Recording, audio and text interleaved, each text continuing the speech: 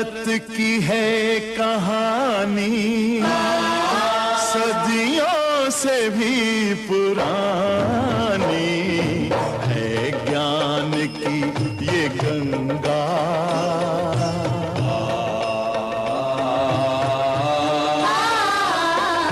है, ज्ञान की ये गंगा ऋषियों की अमर वाणी।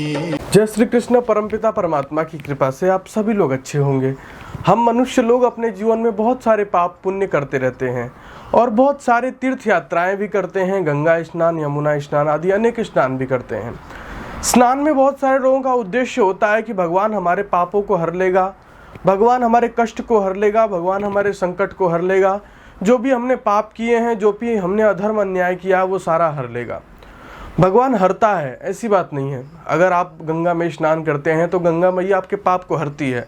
सारे पापों को नहीं हरती है, वो उन पापों को हरती है जो आपसे अनजाने में हो गया है। जो जाने में होता है उसे नहीं हरती है, जो अनजाने में होता है उसे हर लेती है। आप जो मनुष्य, भगवान उन लोगों को कभी माफ़ नहीं करता जो जानते हैं कि हम गलत कर रहे हैं और फिर भी वो उसी राह पे चल रहे होते हैं।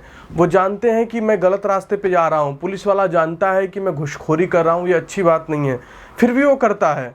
वकील अनावश्यक घुस लेता है, वो भी अच्छी बात नहीं है।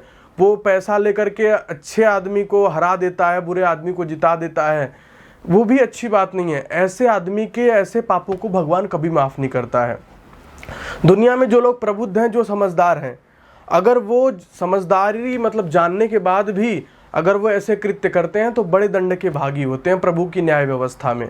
अगर डॉक्टर है, वो जानता है कि धर्म क्या है, अधर्म क्या है, अच्छा क्या है, बुरा क्या है, फिर भी वो किडनियाँ बेचता है लोगों की निकाल के, तो ध्यान रखना भगवान उसे कभी माफ़ नहीं करेगा। ऐसे लोगों को प्रभु कभी माफ़ नहीं करता है जो जानते हैं कि हम गलत हैं और फिर भी वो उसी रास्ते पर चल रहे होते हैं।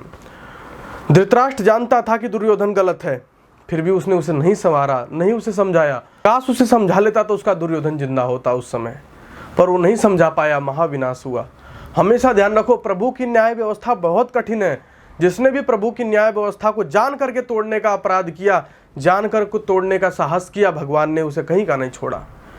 अनजाने में कोई पाप हो जाएगा तो गंगा मैया भी माफ़ कर देंगी, भोले भगवान भी माफ़ कर देंगे, हमारे सारे प्रभु माफ़ कर देंगे।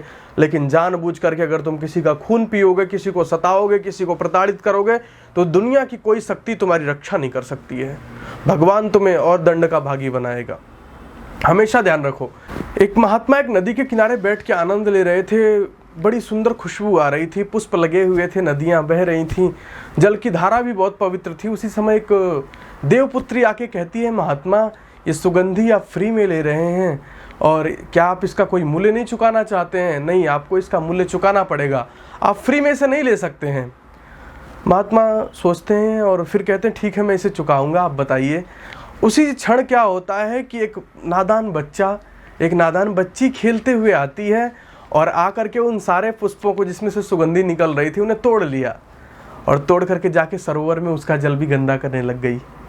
जल भी गंदा किया, पुष्प को भी तोड़ ले गई, तोड़ के ले जाके भागती हुई खेलती हुई चली गई। जैसे ही वो रास्ते में जा रही थी तभी महात्मा बोले कि हे देवपुत्री, मैं तो केवल यहाँ बैठ करके आसन योग कर रहा हूँ, फिर भी आपने पूछा कि क्या आप इस सुगंधी का फ्री में लाभ लेना चाहते हैं, क्या आप इस सुगंधी का कोई ऋण नहीं चुकाएंगे? परंतु ये नन्हे बालक अभी आए हैं और आकर के इन्होंने पुष्पों को भी तोड़ लिया और पुष्प ही नहीं तोड़ा, सरोवर को भी गंदा किया, फिर भी आपने इनसे कुछ नहीं बोला। ये तो घोर अन्याय है। उसने हाथ जोड़ के कहा, हे महात्मा, वो बच्चे नादान थे, उन्हें नहीं पता था कि उचित क्या है, अनुचित क्या है, ठीक क्या है, अच्छा क्या है, बुरा क्या है। परंतु आप एक प्रबुद्ध नागरिक हैं, आप समझदार हैं, आप जीवन में इन फैसलों को जानते हैं कि सही कदम क्या हो सकता है, गलत कदम क्या हो सकता है, किसका लाभ लेना चाहिए और उस लाभ को कैसे चुकाना है, किसी का कर्ज ना हमारे ऊपर आ जाए, इसका निर्णय आप भली भांति जानते हैं। पर वो नादान बच्चे थे, इसलिए मैंने उन्हें क्षमा किया। अगर नादानी में आपसे कोई गलती हो जा रही है, नादानी में आपको नहीं पता है कि ये चीज़ें गलत हैं, फिर आपने वो कर दिया, तो ध्यान रखो प्रभु माफ़ कर देगा, हर कोई माफ़ कर देगा। लेकिन अगर आप जानबूझ करके कहूँ कि सिस्टम को तोड़ने का प्रयास करेंगे, प्रभु की व्यवस्था को तोड़ने का प्रयास करेंगे, डॉक्टर किडनियाँ बेचेंगे, वकील गलत पक्ष का साथ देंगे, पुलिस वाले गलत तरीके से घूस लेंगे और दूध बेचने वाला दूध में पानी मिला के बेचेगा, चाय बेचने वाला चाय में गलत चीज़ें डाल के देगा। अगर ऐसा करते हैं, जान करके करते हैं, तो ध्यान रखना प्रभु की न्याय की व्यवस्था से हम कभी बच नहीं पाएंगे। अवश्य में भोक्तव्यम कृत कर्म शुभाशुभम, अवश्य ही भोगना पड़ेगा। अच्छा करोगे तो अच्छा भोगोगे, बुरा करोगे तो बुरा भोगोगे। संसार में रहो, संसार में रहते हुए ध्यान रखना जीवन में मस्तिष्क को बहुत अच्छा लगाना और उन कार्यों की तरफ जिनका कोई सार्थक प्रयोग हो। कभी ऐसी उलझनों में मत फंस जाना जहां तुम्हारी टांग गड़ जाए। मुझे एक महात्मा जी की बड़ी सुंदर किस्सा याद आती है। वो कहा करते थे कि दुनिया में रहना है किस तरह जानते हो, जिस तरह सिरके के किनारे मधुमक्खी और मक्खियां बैठी होती हैं। वो किनारे बैठ के आनंद ले रही होती हैं। किनारे बैठ के आनंद लोगे तो ध्यान रखना आनंद भी ले लोगे और जीवन भी सफल जाएगा। और अगर बीच में घुसने का प्रयास करोगे तो ध्यान रखना पैर चिपक जाएंगे, छुड़ा नहीं पाओगे। देखते नहीं हो जो मक्खियाँ बीच में घुसने का प्रयास करती हैं वो उसमें डूब जाती हैं, चिपक जाती हैं, परंतु जो किनारे बैठ के आनंद लेती हैं वो आनंद लेके फिर चली भी जाती हैं। दुनिया में रहना है, सही फैसले लेने हैं, सही तरीके से जीवन जीना है और इस बात का विशेष ध्यान रखना है कि फंसना नहीं है, किनारे बैठ के आनंद लेना है। और अनजाने में गलतियां हो जाएं तो कोई बात नहीं है, लेकिन जाने में किसी को बुरा नहीं करना है, किसी को सताना नहीं है, क्योंकि इस बात का चिंतन मस्तिष्क में हमेशा रखना। छोटा सा जीवन है, पता नहीं कब कौन सी सांस आखिरी हो जाए।